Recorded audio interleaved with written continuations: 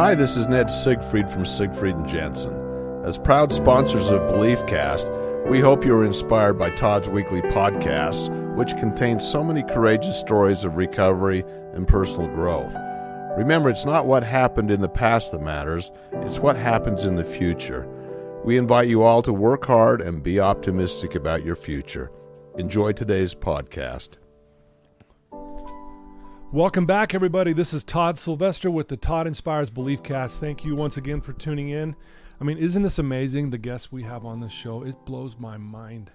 I'm just so grateful for the people who are willing to come here and be vulnerable and share their struggles and share their triumphs. It's beautiful, and your guys' support has made this possible.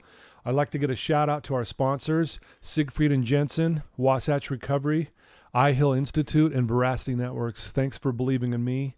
And because of your support, you're allowing this to get out to many more ears to hear these amazing stories. And, you know, we've had some amazing guests on, and today's going to be no different. I say that all the time, but I'm not kidding you. It's like week after week. And today we are joined by Travis Whittaker. Travis, thanks for joining us. Absolutely. Thanks, Todd, for having me. It's a pleasure. Over 12 years clean and sober. Yeah, congratulations. 12 years. My sobriety date. I'll have 13 years on 4/20. Congratulations. Yeah. That is so awesome. I love that.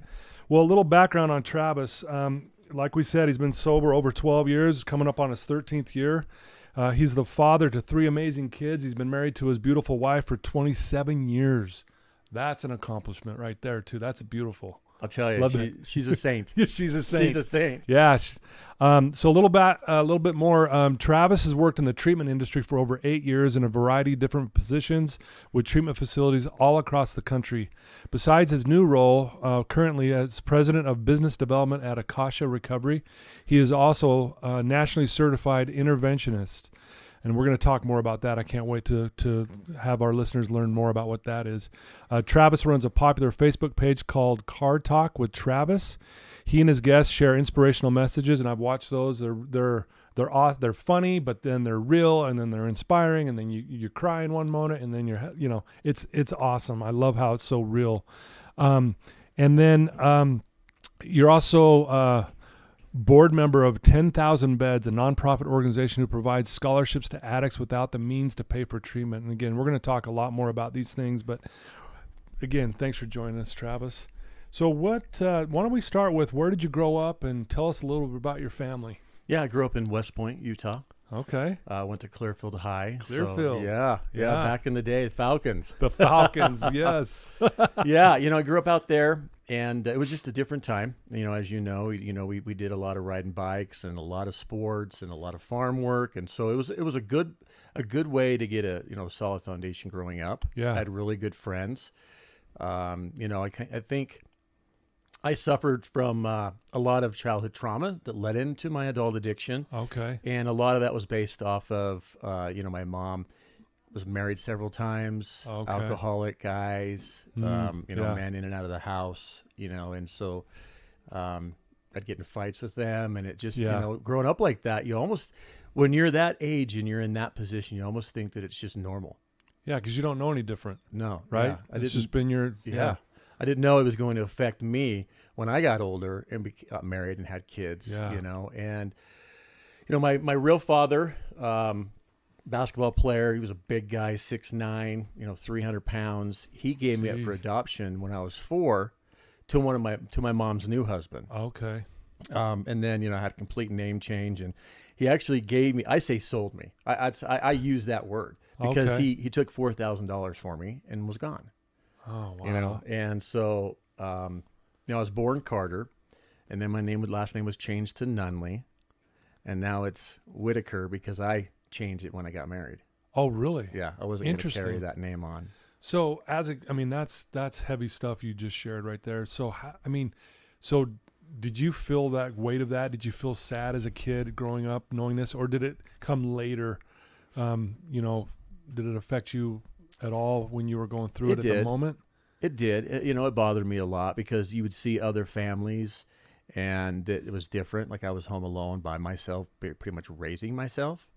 Doing all the yard work and doing everything, and I'm an only child, So, but I had good friends that took me in, and my best friend Matt, and his parents took me in. His dad was our basketball coach. He was there. Okay. So I had that father figure there, Mm-hmm. which is I'm extremely grateful for, I bet. and Yeah. still very close to my family now. Like him and I have been friends, I think about 40 years. Wow. Yeah, That's beautiful. It's great that people step up, right, when you need it the most. absolutely. Yeah.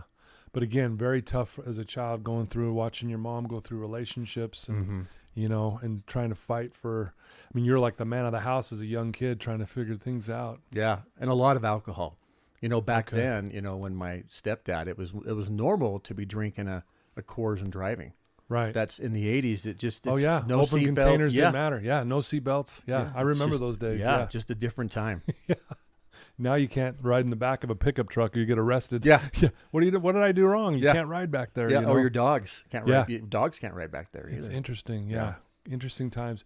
So, I know you got an amazing story. You've shared a lot. You've helped thousands and thousands of people with just because of what you've been through, which is fantastic. That's why I love having people who have been through something like what you've been through to come share.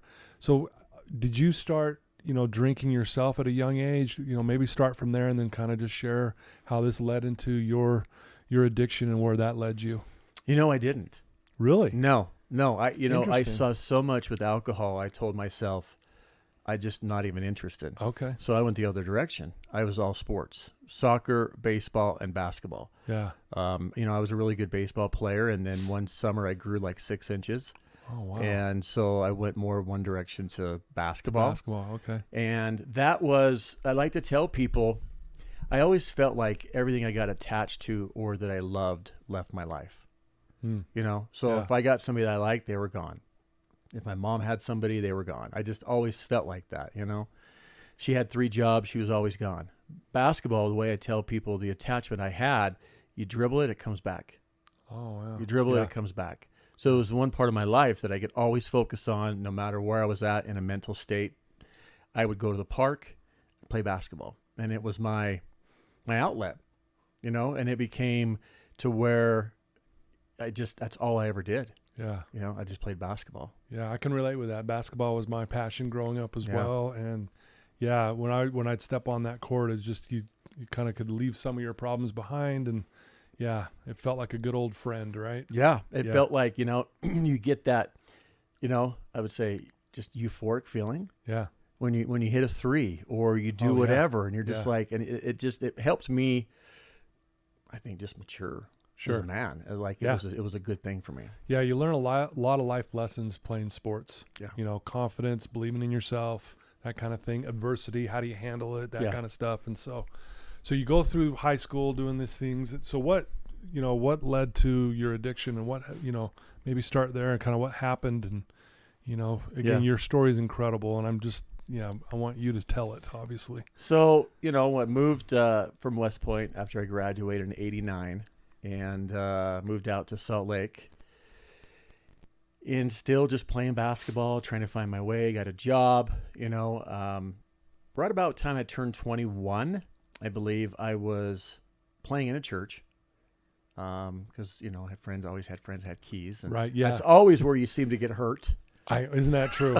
Yeah, Playing church ball. playing church ball, the brawl that starts with a prayer. Right.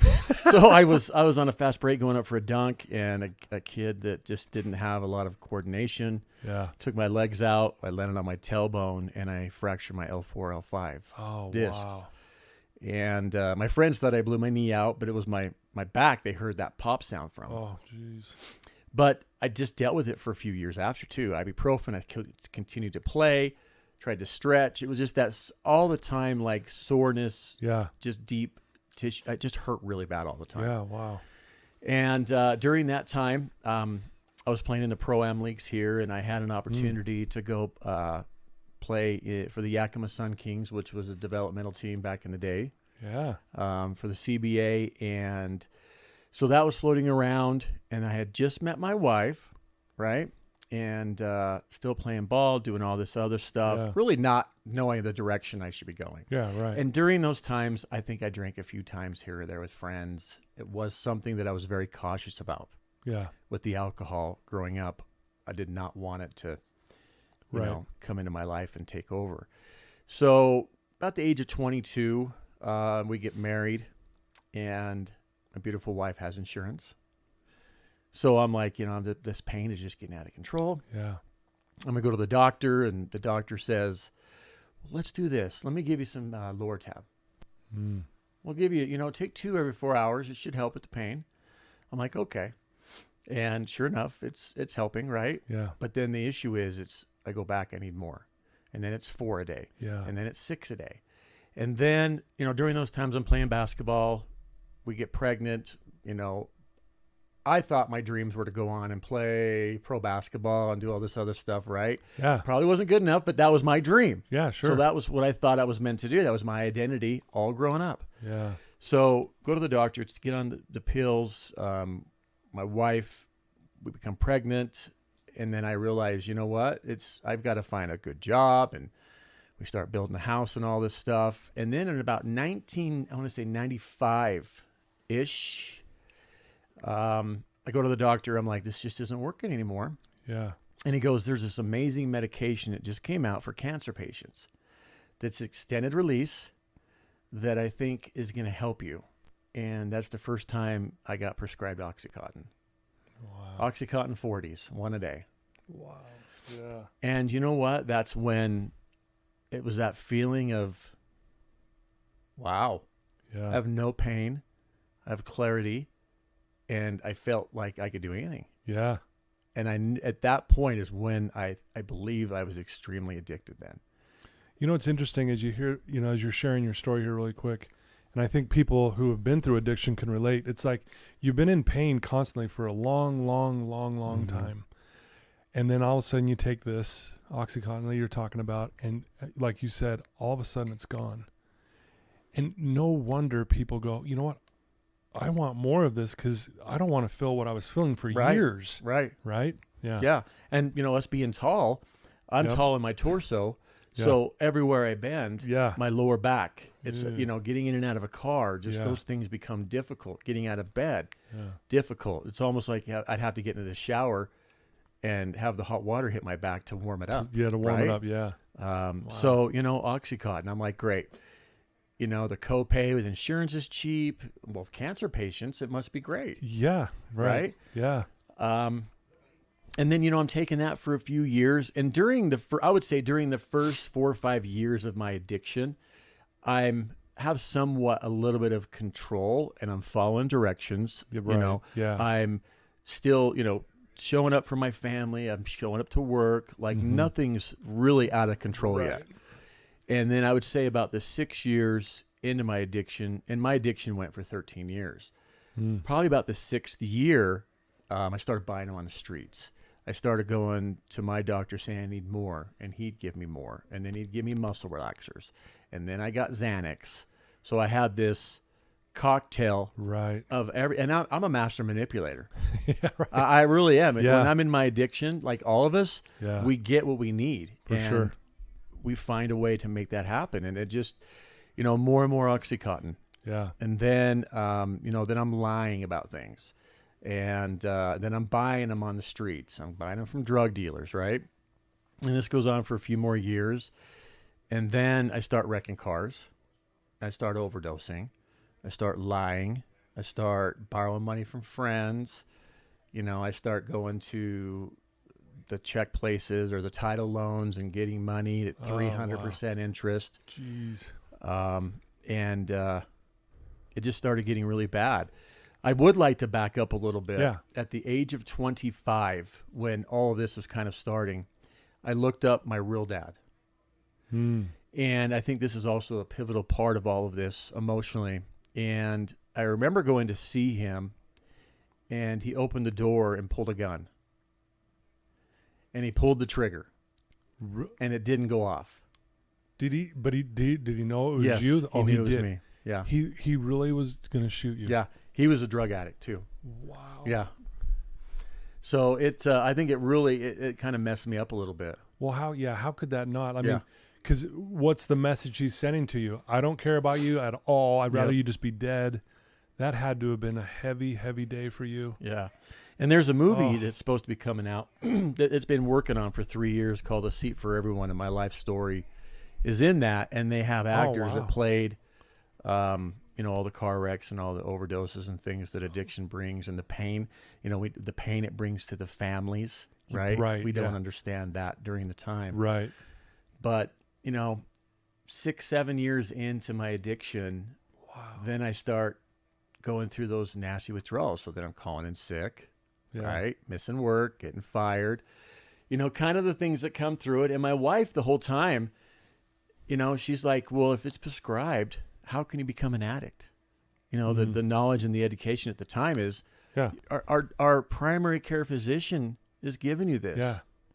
They're tracking it. Should be fine. What's wrong? Yeah. And at one point I told her, I says, honey, I think I'm addicted. And she's like, what?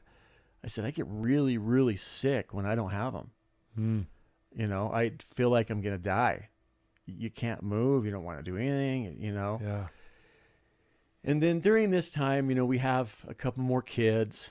And I'm just continuing to make horrible decisions, money-wise, job-wise, drug-wise, right?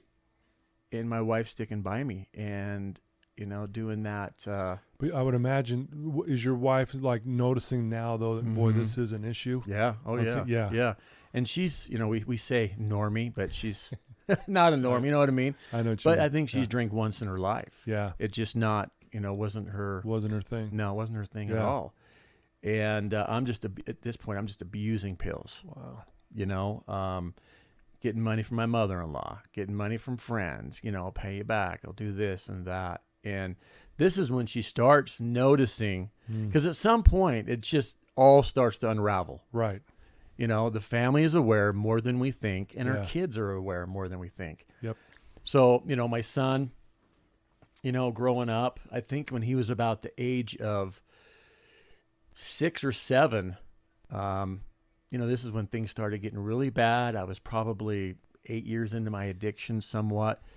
And I remember stealing his birthday money. Wow. And then telling him he lost it so I could go buy pills, Okay, this is important. This happens all the time. We hear this a lot in addiction. I mean, logically, you would never do that. No. Ever. No. When you were doing it at the time, and I know I'm asking you to remember back then, were you like going, man, I know this is wrong. This feels, I shouldn't be doing this, but you just keep going with it? Or did you just not even care at all? No, so, when we're stuck in our addiction, like we do not like who we are. Right. But it's like we do not have the ability to not get what we need because of that fear of withdrawal. Yeah. It's such a fearful thing, and it's such a miserable thing where people would rather die. Yeah. It's horrible to go through. And, I had got up to the point where I was taking 400 milligrams of Oxycontin a day. Wow. I mean, it just got, because I was getting it from everyone. Yeah. And then during about the 8-year mark with my son, I was also going to a methadone clinic. So I was getting methadone. Wow. Because I thought that would help. Yeah. And, during these times, and you might recall, like, we're just not happy with who we are, but we have no idea how to stop. Yep. I wasn't out partying. Like, mine was all taking place within the home of what seemed to be a normal family. Man. And, at the 8-year, 9-year mark, we've got, now we have 3 kids, but during that time, my son and my daughter seemed to always be gone when events were taking place. And, I drove a lot. I'll be honest, and I put my kids in horrible positions. I put other people on the road in horrible positions, but I couldn't think logically. Yeah. It just wasn't it. I remember coming home in my truck from getting food, and I drove into the driveway, into the garage, and all the kids' bikes and the neighbor kids' bikes were in the garage on the ground, and I drove over the top of all of them. Just not even knowing what I'm doing. Yeah. That far out, didn't know. Wow. Yeah. Man. So things just kept kind of going like that. I remember in our Dodge Durango, almost running into somebody and swerving off the road, and my daughter was with me, and we hit a boulder, and I drove it home and had an excuse. Always had good excuses. Right. Somebody else's fault. Someone else's fault. And God, this just went on for years, you know? Yeah. So did your kids notice as well? I mean, obviously they're more aware than what we know or what we realize. Yeah. But your kids are younger, I guess I'm assuming at this point. But are the older ones the oldest noticing that something's off with dad? My son was affected the most. Okay. So he was like 13, 12 yeah, when I got sober. Very aware Yeah. So he's very aware. And I wasn't physically abusive, but I was mentally abusive. I yelled a lot. Like I made a lot of horrible mistakes, and I own that. And we've done a great job to work through those things, but you have to be open to listen to through their eyes, because their reality is their reality, and you have to get to a place where you work through those. And as my addiction kept going, I kept wrecking cars, overdosed on Xanax, went up in the hospital, didn't know how it was for 3 days, and it didn't stop me, right? And I think the last job, this is about the 10-year mark of my addiction, I got off work. I ran call centers during kind of this time, off and on with my jobs, but I had a tie on. I was out of drugs, and I was just like withdrawing, and went into the ER of a Pioneer Hospital 2 a.m. asking for drug. My back hurts, because I could always use that excuse. Yeah, you could pull up anything and you can see he does have a back issue. He's got a back problem. And I'm in there. I'm in the ER in one of the beds for like an hour, and I just have this weird feeling coming over me. Like, it's just odd. There's no one here. It's weird. Sure enough, undercover DEA agent walks in a doctor outfit and handcuffs me to the bed and told me I was arrested for doctor shopping. Because, as I'd mentioned, I had probably 6 or 7 doctors I was going to. And then I was filling them all at the same pharmacy. Wow. And I had over 9,000 pills in 1 year filled. 9,000? Yeah. Did you guys hear that? 9,000 pills. I mean, just that alone, it's amazing you didn't die. Yeah. I mean, that is unbelievable. Yeah. Wow.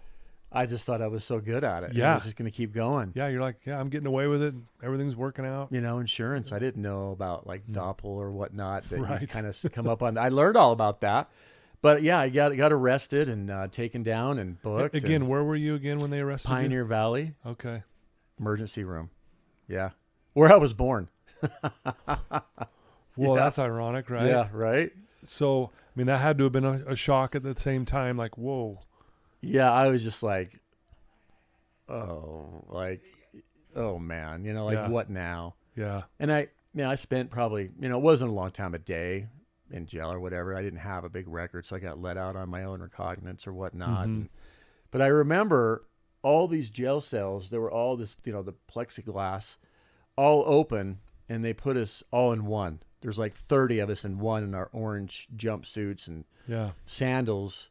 Can't sit down, and you're standing there, and I think it's to get the point across of where you're at, right? Yeah. So I remember getting out, and I had to go check in with the courts and find out I couldn't hire a lawyer, didn't have any money, and things like that, and started getting court dates. And during this time, I'm still using. Yeah. I'm still doing my thing, right? Oh man. And I think for a couple of years, my court thing went on and on and on. I was, I got a different lawyer, different judge, and every time I'd show up, I was using though, right? It was just, I wasn't in a good place. And, how did your wife react to you getting arrested? She was embarrassed. Yeah. But again, I was good at just kind of turning it Downplaying around. it. We have 3 kids. Yeah. She's the only one working at the time, paying bills, holding the house together while I'm just kind of imploding. Right. Yeah, right. And so we go back and forth, and I'm still doing what I'm doing. And, 12 years in, my wife and I get in a fight. And my outlet, for some reason, I don't know why, when I was using, was always just throw all my crap in the back of a car or whatever, and I'm heading to Wendover.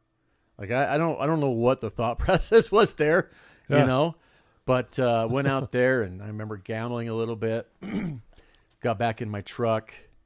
And, of course, I'd been using and took a wrong direction and fell asleep at the wheel, went off a bridge, the viaduct, and truck caught on fire. The airbag went off, broke my sternum, and a guy pulled me out. Saved my life, right? I didn't get a DUI. I just got like reckless driving ticket. Wow. And then friends came and got me. And I do remember driving home too. Like I'm in the back seat drinking whiskey the whole time. Like, you know, that was my go-to if I didn't have anything. I needed to feel numb. Yeah. So went back and tried to explain that again. Right, here we go, something else. And so even that, where you almost die, some guy saved your life. You're drinking whiskey right after that on the way home. Oh yeah, yeah. Because I'm withdrawing. I didn't have anything. Yeah. So it's like I don't want to feel. Right. You know, I'm heading home to just a bunch of craziness. You know, and go home, and it just keeps going. And by this time, over the years, my wife and I just became like roommates. Mm-hmm. Obviously it wasn't a healthy relationship. Right, yeah. There was nothing healthy about it. Mm-hmm. I was just there. I wasn't mentally there for the kids, for her, to support her. She was holding everything together and still going back and forth to court. Nothing's happening. And then my 13th year, a year after the truck accident, I had gotten so I called and said I needed a refill so I was going to another doctor, a refill of Xanax. My doctor calls it in, and I go to the pharmacy. I had a new prescription, and I had one more refill that was sitting there. I don't know how they got through this or how they didn't notice this, but they gave me 240. So I had 220 bottles of Xanax. You got to be kidding me. For $10, like my $5 copay each or whatever. Oh, wow. And if you're in your addiction, you're like, oh, yeah. You just hit the jackpot. Right? Yeah. My wife and I relationship was horrible. And I do know, and there's not a lot I remember. There's pieces about this, but it was a Thursday. And we were I was waiting. I think she was just waiting for me to die. Every time I left. I mean, that's the reality of this. She was waiting for a knock on the door. Ulcers, sick, just the havoc that it's played on her and then the kids. But I had taken all 240 of them in like a 4-day period, which is the truth. I mean, that I remember. Yeah. Taking them all. And we got in a big, big fight. And it was like April 19th of 2009. So what do? I hop into my car, take off to Wendover again, right? I remember feeling sleepy, so I rolled the window down, cranked the music up. I guess I fell asleep at the wheel and rolled the car a bunch of times. I was doing like 120, the cruise control on, and Jaws of Life had to come take me out of the car. I remember a glimpse in the ambulance. And then this is where my life changed. Went to the hospital in in Tooele, the main hospital there. And I remember being in the ER and I'm looking down at myself. And I get smacked in the back of the head. And I look over and there's this figure. And he looks at me, and excuse my language, it's okay, but I just have to repeat it the way it was said to me. No, please. He goes, "Are you fucking done?" I'm looking down. They're cutting my shirt off, and they're putting paddles on me. And I could tell that they were it was like they were waiting for him to like move forward. It was weird. It was my guardian angel. Like waiting for your response back to the... Yeah. He's like, "Are you done?" Because you got... And this is where, and I talk about this a lot, you got 3 options because I'm exhausted, Travis. Right? 1, if you're done, I'll let you die on the table. 2, if you keep going the way you're going, you're going to kill somebody and you're going to end up in prison. Or the 3rd choice is you're going to live and you're going to change your life and find recovery. And I chose recovery. And wow, what an experience. Yeah. When people would talk about out-of-body experience, I'd never believe them. But it changed the direction of my life. So you have this experience, out-of-body experience. You have this conversation with your guardian angel, and then you go back into your body, I'm assuming, at that point, right? Yeah. And then when you come to and wake up from this, I mean, obviously did you vividly in that moment remember what you just went through with your guardian angel? Yeah. And is that when you're like, okay, yeah, I'm it's done. time to get done? Yeah. And then wow, that's amazing. The next day, which is 4/20, right? I guess I walked out of the hospital without them wanting me to, and they had my ID, everything. And I remember walking down on that main street in Tooele to this little car dealership and said, I had an accident, whatnot, I need to get home. Can you give me a ride? And they gave me a ride to my house. All my belongings were in the garage. The police were there waiting for me. And my wife had finally hit that part where she's like, you're killing us too. Yeah. Like, you're going to die. What are you doing? And I didn't say nothing because I was like, she's right. You know, I've done this. I've created this. It's hard to argue this that. Is all me. Yeah. No one is, made me do this. I just became an addict and I didn't know how to stop. I didn't have the tools. I didn't know what to do. I had suffered a lot of pain as a child that I didn't know about. I didn't understand about. Right. My best friend, Matt, picked me up, went to his house, stayed there for 2 weeks. I never had any withdrawals. In 2 weeks, I can't explain it. I had morphine in my body. I had Oxycontin. I had Xanax. And then my wife had been reaching out to treatment centers. I didn't know anything about treatment centers. I'd gone to detox 4 or 5 times at, LDS. And they give you Suboxone and you kind of go on. Send you on your way, yeah. And then I got a meeting set up with my bishop and my stake president because I didn't have any funds. I didn't have any money at the time, and I remember sitting down and my stake president going, "There's nothing I wouldn't do to help you save your soul." And I remember that vividly. And I after 2 weeks, it was a waiting period. And once I got accepted into the place I went, the Ark, I spent 95 days there, and it changed my life. I found my place with God. I found out what spirituality was. Mm-hmm. I worked through my issues. And I remember after my first 30 days, I had a visit with the family. And I remember my 2 girls holding onto my legs saying, don't go back in, don't go back in. I knew I wasn't done. They're like, come home. Please come home. We miss you. Yeah. I'm like, no, I'm going to do this once. I'm going to do it right. And once I heal, then we're going to work on everyone else.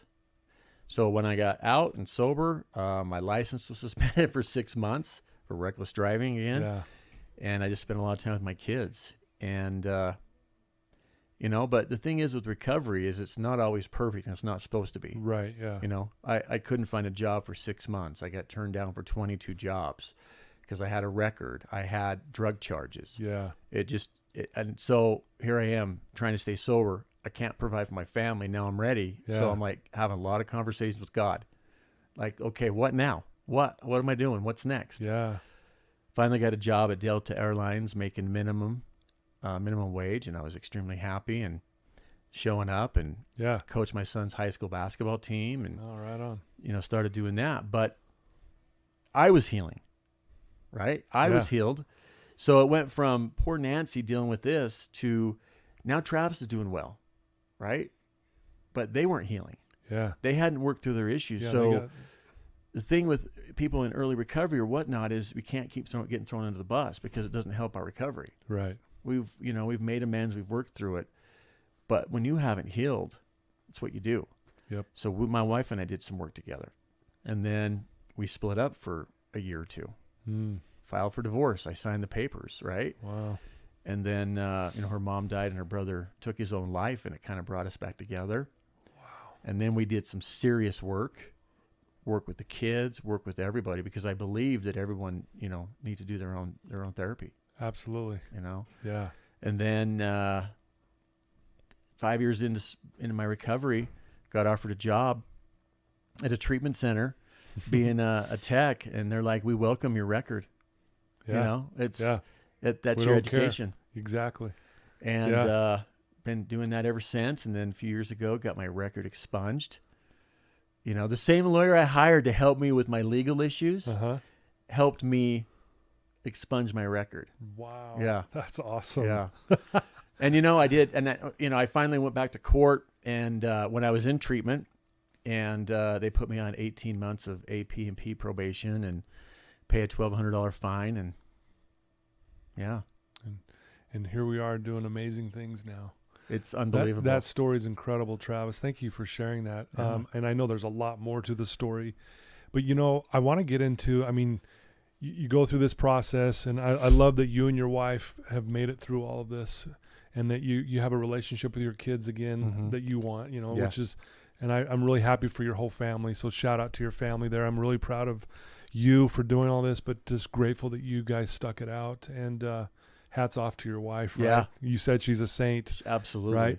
You've mentioned a couple things, and I know this is kind of a big question, but just, I mean, how is like God, a higher power, you know, been a big part of, you know, where you're at right now? Like, if you don't mind sharing that, because I know that's a very personal question, but I know that means a lot to you. Well, you know, and I also, I you know, what my relationship with God has gotten a lot more. I understand more now since I got in recovery, because I used to be angry a little bit, going, okay, I'm doing the work. I can't get a job. I can't do all this other stuff. And I had recovery envy from other people, that everything seemed to fall into place in the first 6 months. Right. Mine was like 5 years in. I was being guided to a different path, and I truly believe it was to help people to get what I have. Right. So my relationship with God today is, you know what?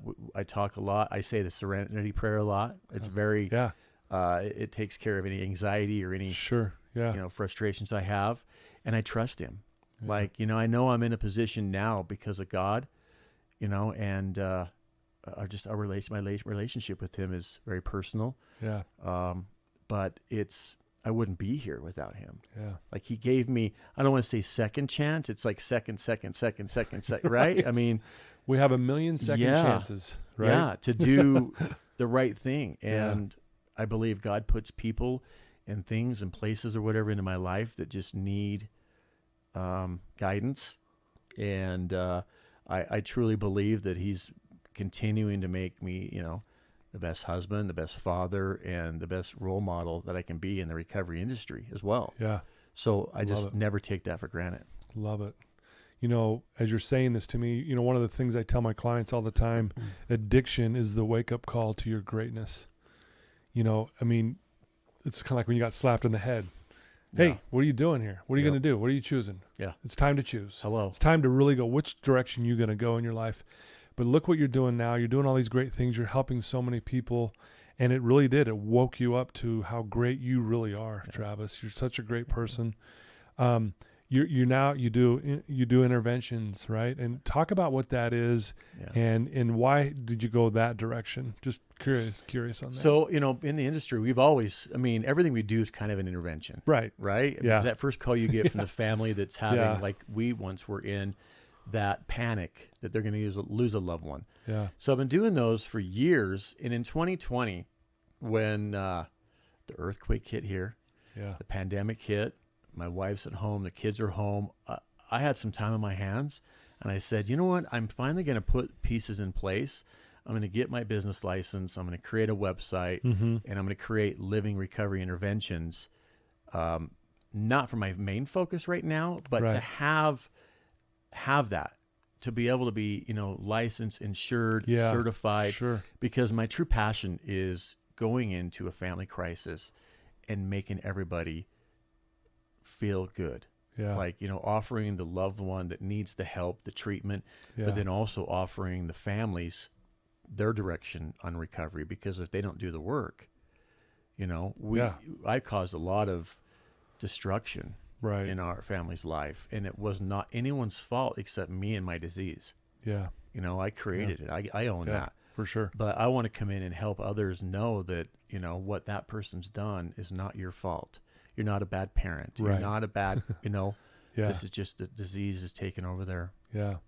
I love that, because again, what you've been through was your education. And you can sit down with these families and they're going to listen to you because of what you've been through. Like, well, he's been through this.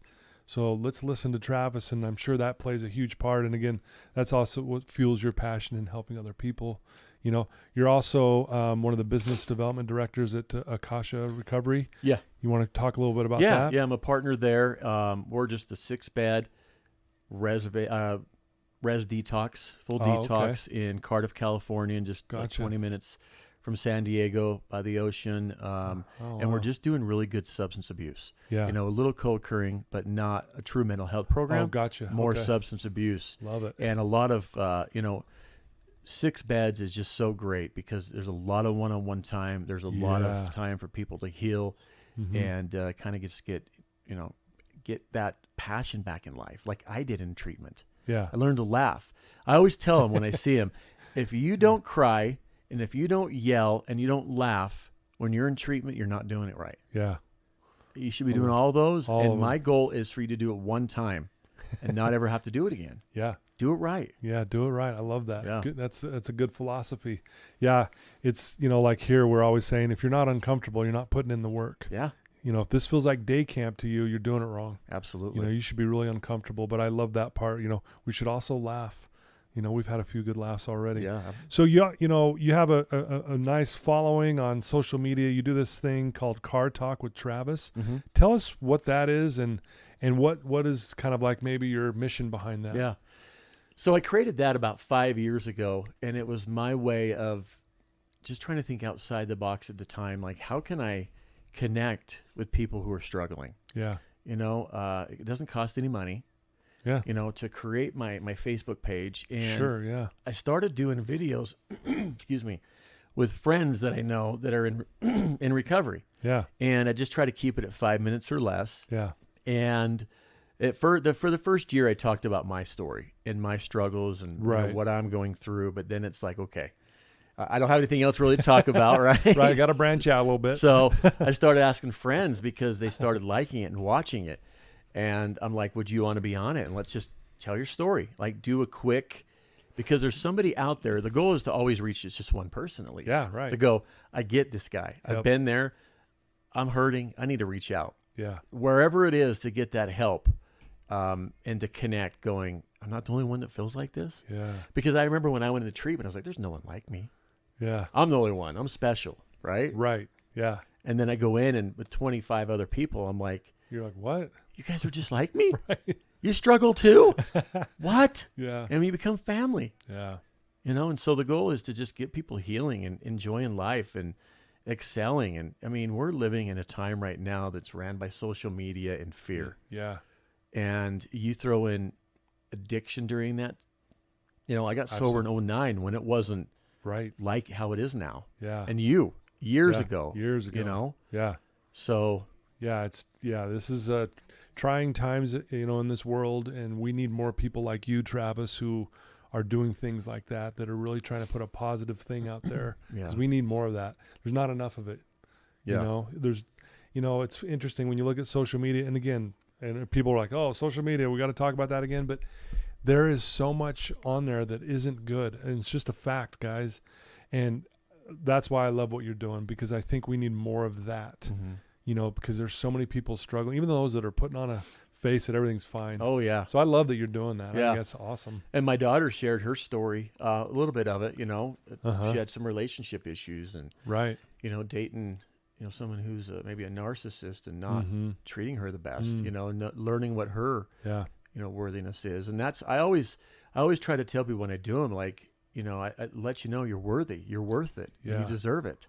Yeah. I mean, those are the 3 things that I always want people to imply, because I did a lot of, mirror work on because I didn't love myself. Yeah. Wow. No, I think that's important. And that's neat that your daughter is willing to talk about that stuff. You've already given some amazing advice, but if there's someone listening to you right now, Travis, who is down and out, they're in a dark place, they've isolated, they just don't know who to talk to, or they don't even think that they can get past whatever they're going through, what would you tell them right now? You know what? Don't give up and pick up the phone. I mean, that's the hardest thing to do, is pick up the phone. Yeah. There's a lot of people, give me a call. Yeah. You can go to my Car Talk page or go to Living Recovery Interventions. You can message me. Yeah. You know what? I'll do what I can to help you. I love it. And one of those things, if I can't help you, I'll at least give you direction on who can. Yeah. I think that's important. No, I love that. We're all humans, and we're going through, I suffer from depression, and I have my good days, I have my bad days. Yeah. You know, but today with my mindset change, I have more good days than bad days. Yeah. No, that's great. But it just takes time. Great advice. So if someone did want to reach out to you, give us your website, and maybe is that the best way to find you is through your website? Yeah. And it goes to everything? Yeah. Living Recovery Interventions.com, and there's a contact me. Has my phone number on it. And then also, you know, there's Akasha Recovery, AKASHA, recovery.com.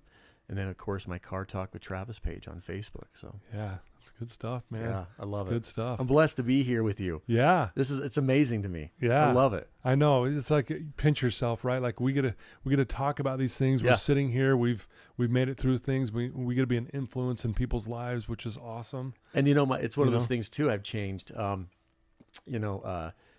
Dave Cox is a good friend of mine. He was one of my therapists, and he's okay if I say his name. But I remember just tweaking where I got to. He's like, no. You get to. Yeah. You get to. Yeah. So I use that more and more now. I get to show up. I get to do this. It's not I got to. Yeah. So little tweaks like that. Yeah, I get really to talk to Travis today. This is cool. I love it. I love it. This is awesome. Well, hey, I can't thank you enough, Travis, for taking time out of your busy schedule and to come share your story with us. And, you know, I know that my listeners are going to be very grateful for your vulnerability and just your will to change yourself and work on not only just you, but the family dynamic through all this. And then again, really impressed with all the good things you're trying to do to help other people. So thank you so much. Yeah, absolutely. Thanks for having me. And, you know, it's one of those things where it's like, you know, I don't plan to ever be perfect. I'll always be under construction. Yeah. So that, I mean, every day is just a lesson and learn and, oh, don't do that. It's okay to do that. Yeah. So I'm going to end with one last question for you. What do you love most about you? That I get to show up every day for my family. Mic drop. There you go. Thank you. That was beautiful. Yeah. You're awesome, Travis. Thank you so much for your time. Guys, I told you this was going to be another amazing guest, amazing story. Travis Whittaker, guys. Please reach out to him. Check out his website. Check out Car Talk. You know, if you are struggling, if you know someone who's struggling with addiction, please share this episode with them, because sometimes we don't know how to go talk to people. And this is and I've found this out, Travis, this is awesome. Share this, just send them the link to this episode, knowing that they're struggling with addiction, and to say, will you please just listen to this? And that has opened up so many doors for these people who think, oh, thanks for sending that to me. I decided to get help. So send this one, okay? And then call Travis. Please reach out to him, give him a thanks, give him, write a nice note to him, and do whatever you can. But let's celebrate Travis and all the good that he's doing in the world. And I love you guys. And Travis, again, thanks for your time. Absolutely, Todd. Thank you for having me. Until next time.